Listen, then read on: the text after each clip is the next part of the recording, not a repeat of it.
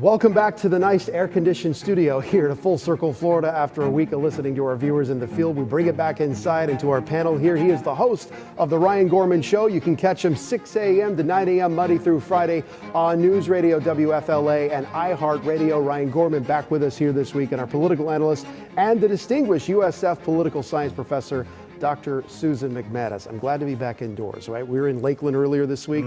Right when we go on the air, downpour. It's either the rain, the lightning, or the excessive heat. Yeah. So thanks for coming in, everyone. A lot to talk about. So the debate this week, I want to get your thoughts on how Trump did, how Harris did, and of course, the only question that matters, did it make a difference? I do feel like people have been chewing on this for a few days now. This has had a legs, as they say in the news business.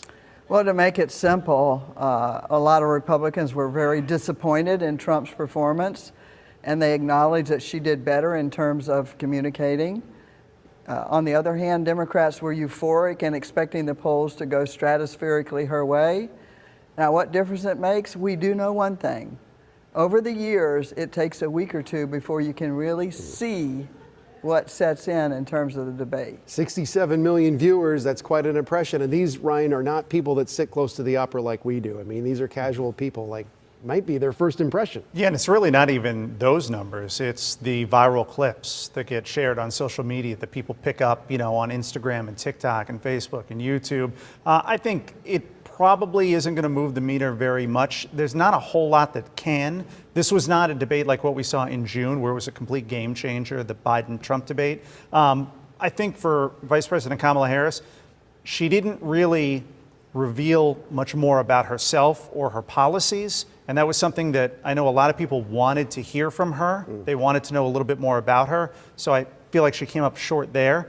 But in terms of baiting the former president and getting him off topic and responding to what she was mentioning, she was very successful with that strategy. Of course, right after the debate, Taylor Swift announced her endorsement for Kamala Harris. She, in part, just her statement here, I think she is steady-handed, gifted leader, and I believe we can accomplish so much more in this country if we are led by calm, not chaos.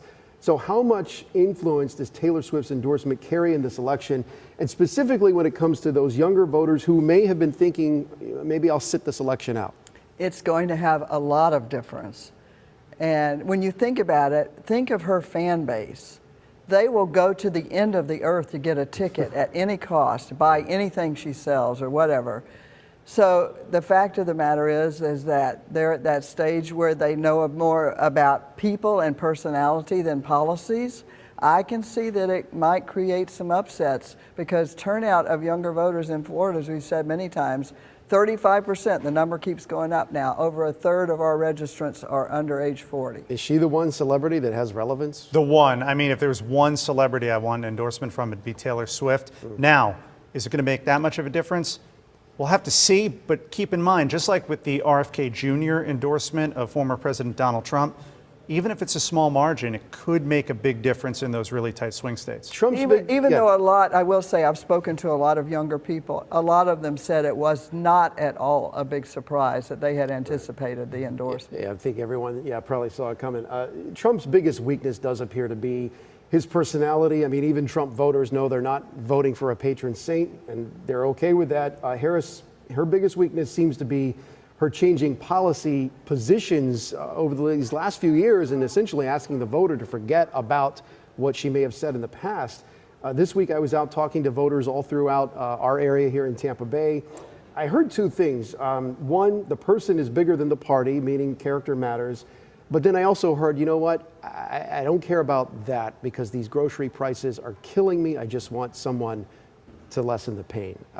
Which one's more important, personality or policy? I think what it comes down to is how you feel about each of the candidates addressing your big issue. Not the specifics necessarily, but if you just kind of trust them, it's that vibes issue that we've talked about. And I think for Trump, it's built in.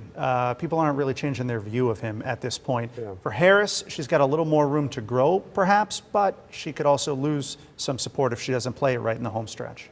It really does come back to two things that, if they happen, can change all of this. We've said it many times. One is a really steep downturn of the economy, which already the economy is on people's minds regardless of age. And the second is some sort of international episode that involves the United States and just contributes to greater fear that the country is in danger and crisis. I do want to point out a couple of topics that I feel like no one's talking about right now. One, the balance of power in Congress, House of Representatives, the balance of power in the Senate, and three, President Biden, almost total silence from him. You can't do much as president if you don't have at least one of those chambers on your side. And Biden has 5 months left in office, as you mentioned. It's a busy world right now, and that's a long time for the world to spin. Your thoughts on those things? First of all, let me tell you, the average person may not be focusing much on the House and the Senate, but the parties and the candidates are glued to it. Mm-hmm. And what it looks like might happen is a reverse. Right now, if you just look at how things are going, it looks like maybe the Republicans take back the Senate and maybe the Democrats take back the House. And if you had a choice of the two, probably the Senate would be the better if you had to pick one, if you're, could only win one. Now, what is of great concern to a lot of people, and you hear it everywhere, and I'm sure Ryan gets calls about it, and that is that people worry, who in the world is control right now? What happens if something terrible happens? Who is governing in Washington right now? It's very much a concern. There's some time left on the clock, Ryan. And so you hear from listeners every day. Yeah. In fact, you've got this new thing where they're calling in, I guess, or even doing videos. On the app. They can record their statements. What's the mood like? The mood is, a lot of energy about the election, a lot of interest in the election, even though people say they're tired of it.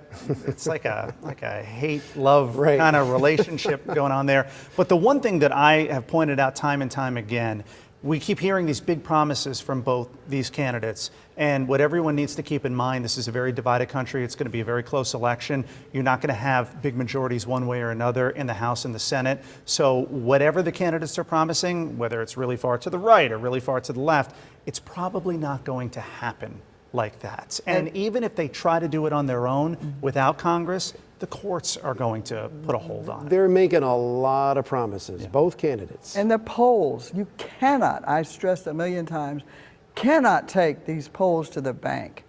The national polls are useless at this point. The real key polls are in those 7 states, and even there, many of the professional pollsters are saying, wait, we're not always right. They're cautioning with this divide that we have right now and the uncertainties that loom. I really caution viewers, don't get discouraged or overly optimistic by polls that you're looking at. All right, hang with me, because when we come back, we'll have our final thoughts on this week it was at another critical chapter in the race for the White House, the future of the country, plus what we should be paying attention to in the weeks ahead.